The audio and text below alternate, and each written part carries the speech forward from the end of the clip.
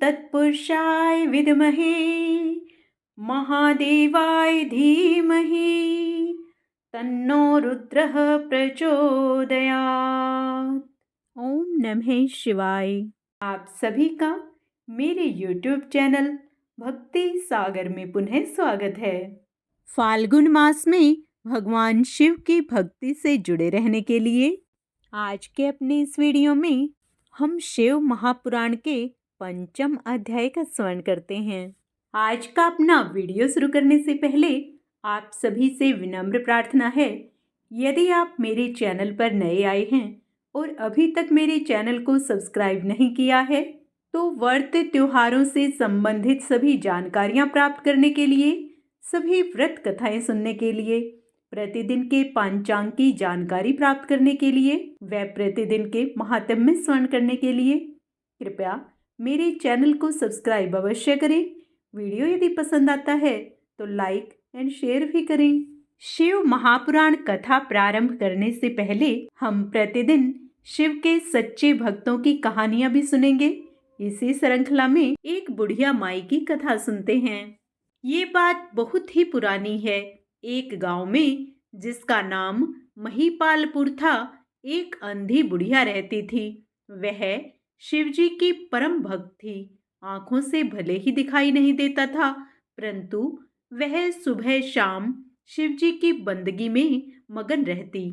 शिवजी बुढ़िया की भक्ति से बड़े प्रसन्न हुए। उन्होंने सोचा, यह बुढ़िया नित्य हमारा स्मरण करती है, परंतु बदले में कुछ नहीं मांगती। भक्ति का फल तो उसे मिलना ही चाहिए। ऐसा सोचकर शिवजी एक दिन बुढ़िया के सम्मुख प्रकट हुए और बोले, माई, तुम हमारी सच्ची भक्त हो। जिस श्रद्धा और विश्वास से हमारा स्मरण करती हो, हम उससे अति प्रसन्न हैं। अतः तुम जो वरदान चाहो हमसे मांग सकती हो। बुढ़िया बोली, प्रभु, मैं तो आपकी भक्ति प्रेम भाव से करती हूँ। मांगने का तो मैंने कभी सोचा ही नहीं, अतः मुझे कुछ नहीं चाहिए। शिवजी पुनः बोले, माई, हम वरदान देने के लिए आए हैं। बुढ़िया बोली, मुझे मांगना तो नहीं आता। अगर आप कहें तो मैं कल मांग लूंगी। तब तक मैं अपने बेटे व बहू से भी सलाह कर लूंगी। शिवजी कल आने का वादा करके वापस लौट गए। बुढ़िया का एक पुत्र व बहू थे। बुढ़िया ने सारी बात उन्हें बताकर सलाह मांगी। बेटा बोला, माँ, तुम शिवजी से ढेर सारा पैसा मांग लो, हमारी गरीबी दूर हो जाएगी, हम सब चैन से रहेंगे। बुढ़िया की बहू बोली, नहीं, आप एक सुंदर पोते का वरदान मांग लो, वंश को आगे बढ़ाने वाला भी तो चाहिए। बुढ़िया बेटे और बहू की बातें सुनकर असमंजस में पड़ गई। उसने सोचा, यह दोनों तो अपने अपने मतलब की बात कर रहे हैं। बुढ़िया ने पड़ोसियों से सलाह लेने का मन बनाया। पड़ोसन भी नेक दिल थी। उसने बुढ़िया को समझाया कि तुम्हारी सारी जिंदगी दुखों में कटी है, अब जो थोड़ा जीवन बचा है वह तो सुख से व्यतीत हो जाए। धन और पोते का तुम क्या करोगी? अगर तुम्हारी आंखें ही नहीं हैं तो यह सांसारिक वस्तुएं तुम्हारे लिए व्यर्थ हैं। अतः तुम अपने लिए दोनों आंखें मांग लो। बुढ़िया घर लौट आई। बुढ़िया अब और भी ज्यादा सोच में पड़ गई। उसने सोचा, कुछ ऐसा मांग लूं जिससे मेरा बहू व बेटे सबका भला हो। परंतु ऐसा क्या हो सकता है? बुढ़िया कभी कुछ मांगने का मन बनाती तो कभी कुछ, परंतु कुछ भी निर्धारित न कर सकी। दूसरे दिन शिवजी पुनः प्रकट हुए तथा बोले, माई, आप जो भी मांगोगी वह हमारी कृपा से हो जाएगा, यह हमारा वचन है। शिवजी के पावन वचन सुनकर बुढ़िया बोली, यदि आप मुझसे प्रसन्न हैं तो कृपया मुझे इच्छित वरदान दीजिए। मैं अपने पोते को सोने के गिलास में दूध पीते देखना चाहती हूँ। बुढ़िया की बातें सुनकर शिवजी उसकी सादगी व सरलता पर मुस्कुरा दिए। बोले, तुमने तो मुझे ठग ही लिया। मैंने तुम्हें एक वरदान मांगने के लिए बोला था, परंतु तुमने तो एक वरदान में ही सब कुछ मांग लिया। तुमने अपने लिए लंबी उम्र तथा दोनों आंखें मांग ली हैं। बेटे के लिए धन व बहू के लिए पोता भी मांग लिया। पोता होगा, ढेर सारा पैसा होगा, तभी तो वह सोने के गिलास में दूध पिएगा। पोते को देखने के लिए तुम जिंदा रहोगी, तभी तो देख पाओगी। अब देखने के लिए तो आंखें भी देनी ही पड़ेंगी। फिर भी वह बोले, जो तुमने मांगा वे सब सत्य होगा। यूं कहकर शिवजी अंतर्ध्यान हो गए। कुछ समय पाकर शिवजी की कृपा से बुढ़िया के घर पोता हुआ। बेटे का कारोबार चल निकला तथा बुढ़िया की आंखों की रोशनी वापस लौट आई। बुढ़िया अपने परिवार सहित सुखपूर्वक जीवन व्यतीत करने लगी। इस कहानी से हमें पता चलता है कि भगवान शिव अपने भक्तों की सभी मनोकामनाएं स्वयं पूर्ण करते हैं। जो सच्चे दिल से भगवान शिव की पूजा अर्चना करता है, भगवान शिव उसे सब कुछ देने के लिए मजबूर हो जाते हैं तथा उस पर अपनी कृपा दृष्टि अवश्य रखते हैं।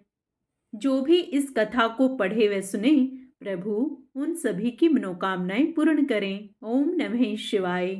आइए अब मन में भगवान शिव व माता पार्वती का ध्यान करते हुए एकाग्रचित्त मन से शिव महापुराण के 5वें अध्याय का स्मरण करते हैं। सूत जी बोले, सोनक, एक दिन परमानंद में निमग्न हुई चंचुला ने उमा देवी के पास जाकर प्रणाम किया और दोनों हाथ जोड़कर वह उनकी स्तुति करने लगी। चंचुला बोली, गिरिराज नंदिनी स्कंद माता उमे, मनुष्यों ने सदा आपका सेवन किया है। समस्त सुखों को देने वाली शंभु प्रिय आप ब्रह्म स्वरूपिणी हैं। विष्णु और ब्रह्मा आदि देवताओं द्वारा सेव्य हैं। आप ही सगुणा और निर्गुणा हैं तथा आप ही सूक्ष्मा सच्चिदानंद स्वरूपिणी आद्या प्रकृति हैं। आप ही संसार की सृष्टि, पालन और संहार करने वाली हैं। तीनों गुणों का आश्रय भी आप ही हैं। ब्रह्मा, विष्णु और महेश्वर, इन तीनों देवताओं का आवास स्थान तथा उनकी उत्तम प्रतिष्ठा करने वाली पराशक्ति आप ही हैं। सूत जी कहते हैं, सोनक, जिसे सदगति प्राप्त हो चुकी थी, वह चंचुला इस प्रकार महेश्वर पत्नी उमा की स्तुति करके सिर झुकाए चुप हो गई।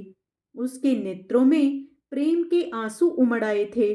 तब करुणा से भरी हुई शंकर प्रिया भक्त वत्सला पार्वती देवी ने चंचुला को संबोधित करके बड़े प्रेम से इस प्रकार कहा। पार्वती बोली, सखी चंचुले सुंदरी, मैं तुम्हारी की हुई इस स्तुति से बहुत प्रसन्न हूँ। बोलो, क्या वर मांगती हो? तुम्हारे लिए मुझे कुछ भी अदे नहीं है। चंचुला बोली, निष्पाप गिरिराज कुमारी, मेरे पति बिंदुक इस समय कहाँ हैं? उनकी कैसी गति हुई है यह मैं नहीं जानती। कल्याणमयी दीन वत्सले, मैं अपने उन पतिदेव से जिस प्रकार संयुक्त हो सकूं वैसा ही उपाय कीजिए। महेश्वरी, महादेवी, मेरे पति एक शूद्र जातीय वेश्या के प्रति आसक्त थे और पापों में ही डूबे रहते थे। उनकी मृत्यु मुझसे पहले ही हो गई थी। न जाने वे किस गति को प्राप्त हुए। गिरिजा बोली, बेटी, तुम्हारा बिंदुक नाम का पति बड़ा पापी था। उसका अंतःकरण बड़ा ही दूषित था। वेश्या का उपभोग करने वाला वह महामूढ़ मरने के बाद नरक में पड़ा अनगिनत वर्षों तक नरक में नाना प्रकार के दुख भोगकर वह पापात्मा अपने शेष पाप को भोगने के लिए विंध्य पर्वत पर पिशाच हुआ है। इस समय वह पिशाच अवस्था में ही है और नाना प्रकार के क्लेश उठा रहा है। वह दुष्ट वही वायु पीकर रहता और सदा सब प्रकार के कष्ट सहता है। सूत जी कहते हैं, सोनक, गौरी देवी की यह बात सुनकर उत्तम व्रत का पालन करने वाली चंचुला उस समय पति के महान दुख से दुखी हो गई। फिर मन को स्थिर करके उस ब्राह्मण पत्नी ने व्यथित हृदय से महेश्वरी को प्रणाम करके पुनः पूछा। चंचुला बोली, महेश्वरी, महादेवी, मुझ पर कृपा कीजिए और दूषित कर्म करने वाले मेरे उस दुष्ट पति का अब उद्धार कर दीजिए।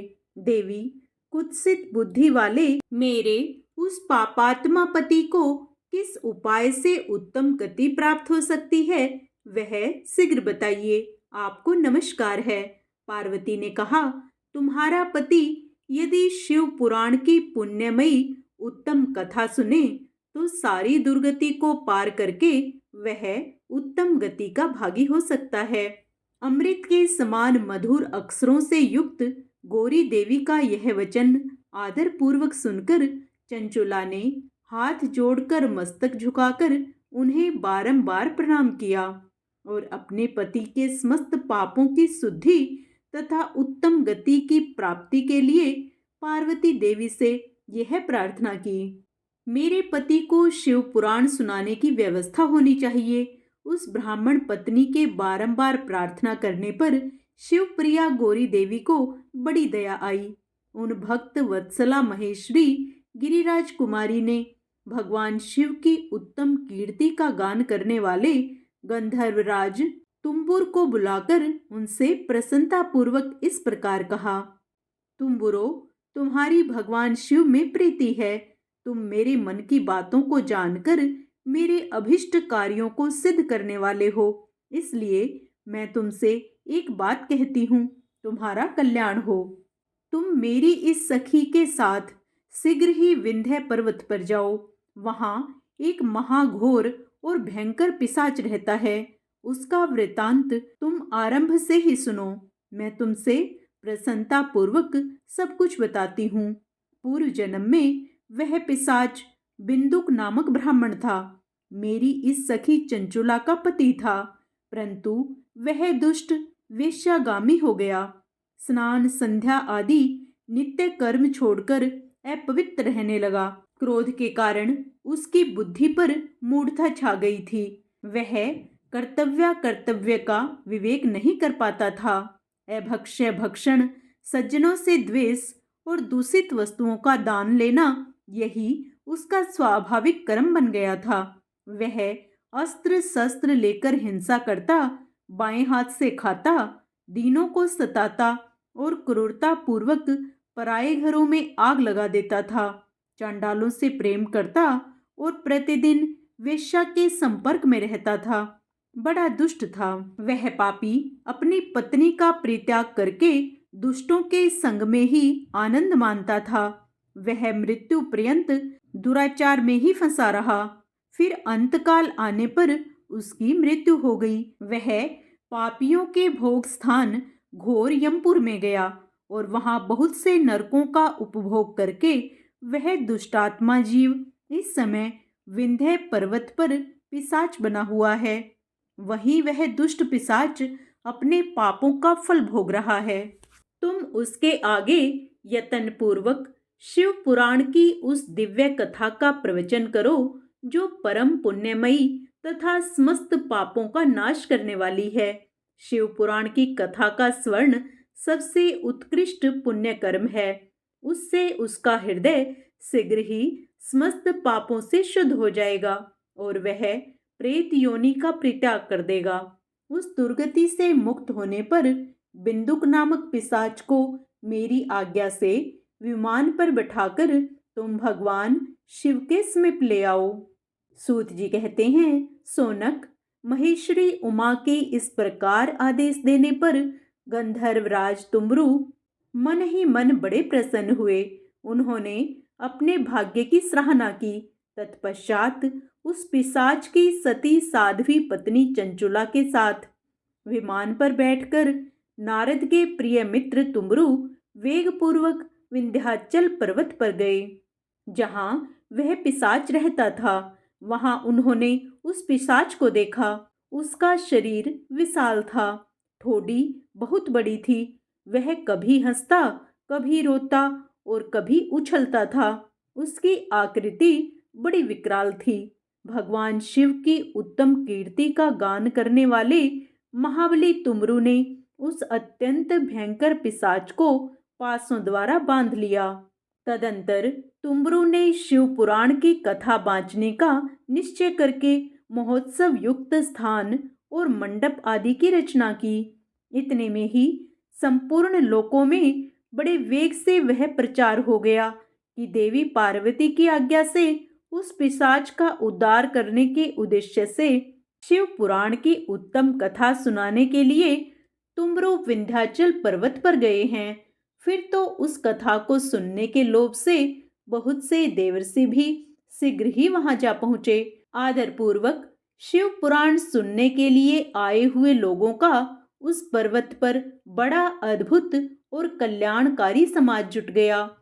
फिर तुमरू ने उस पिशाच को पासों से बांधकर आसन पर बिठाया और हाथ में वीणा लेकर गौरीपति की कथा का गान आरंभ किया। पहली अर्थात विंध्येश्वर संहिता से लेकर 7वीं वायु संहिता तक महात्म्य सहित शिव पुराण की कथा का उन्होंने स्पष्ट वर्णन किया। 7 संहिताओं सहित शिव पुराण का आदर पूर्वक श्रवण करके वे सभी श्रोता पूर्णतः कृतार्थ हो गए। उस परम पुण्यमयी शिव पुराण को सुनकर उस पिशाच ने अपने सारे पापों को धोकर उस पोशाचिक शरीर को त्याग दिया।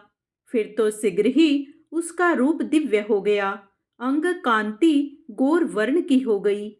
शरीर पर श्वेत वस्त्र तथा सब प्रकार के पुरुषोचित आभूषण उसके अंगों को उद्भाषित करने लगे। वह त्रिनेत्रधारी चंद्रशेखर रूप हो गया। इस प्रकार दिव्य देहधारी होकर श्रीमान बिंदुक अपनी प्राण वल्लभा चंचुला के साथ स्वयं भी पार्वती वल्लभ भगवान शिव का गुणगान करने लगा। उसकी स्त्री को इस प्रकार दिव्य रूप से सुशोभित देख वे सभी देवर्षि बड़े विस्मित हुए।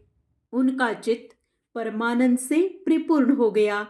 भगवान महेश्वर का वह अद्भुत चरित्र सुनकर वे सभी श्रोता परम कृतार्थ हो प्रेम पूर्वक श्री शिव का यशोगान करते हुए अपने अपने धाम को चले गए। दिव्य रूपधारी श्रीमान बिंदुक भी सुंदर विमान पर अपनी प्रियतमा के पास बैठकर सुखपूर्वक आकाश में स्थित हो बड़ी शोभा पाने लगा। तदंतर महेश्वर के सुंदर एवं मनोहर गुणों का गान करता हुआ वह अपनी प्रियतमा तथा तुमरू के साथ शीघ्र ही शिव धाम को पहुंचा। वहां भगवान महेश्वर तथा पार्वती देवी ने प्रसन्नता पूर्वक बिंदुक का बड़ा सत्कार किया और उसे अपना पार्षद बना लिया। उसकी पत्नी चंचुला पार्वती जी की सखी हो गई। उस घनीभूत ज्योति स्वरूप परमानंद में सनातन धाम में अविचल निवास पाकर वे दोनों दंपत्ति परम सुखी हो गए। इस प्रकार शिव महापुराण का 5वां अध्याय समाप्त होता है। आगे का अध्याय हम अपने कल के वीडियो में करेंगे। पूर्ण पुण्य लाभ प्राप्त करने के लिए आप उसे भी अवश्य स्मरण करें। आइए अब भगवान शिव को प्रसन्न करने के लिए शिव भगवान की आरती करें। ओम जय शिव ओंकारा, प्रभु हरि शिव ओंकारा, ब्रह्मा विष्णु सदा शिव अर्धांगी धारा। ओम हरे हरे हरे महादेव, एकानन चतुरानन पंचानन राजे, हंसानन गरुड़ासन वृषवाहन साजे। ओम हरे हरे हरे महादेव। 2 भुज 4 चतुर्भुज 10 भुज ते सोहे, तीनों रूप निरखता त्रिभुवन जन मोहे। ओम हरे हरे हरे महादेव। अक्षमाला वनमाला मुंडे माला धारी, त्रिपुरारी कंसारी करमाला धारी। ओम हरे हरे हरे महादेव। श्वेतांबर पीतांबर वाघांबर अंगे सनकादिक ब्रह्मादिक भूतादिक संगे। ओम हर हर हर महादेव। कर मध्ये चकमंडलू चक्र त्रिशूल धरता जग करता जग हरता जग पालन करता। ओम हर हर हर महादेव। ब्रह्मा विष्णु सदाशिव जानत अविवेका प्रणवाक्षर के मध्य यह तीनों एका। ओम हर हर हर महादेव। त्रिगुण शिव जी की आरती जो कोई नर गावे कहते शिवानंद स्वामी मनवांछित फल पावे। ओम हर हर हर महादेव। ओम नमः शिवाय।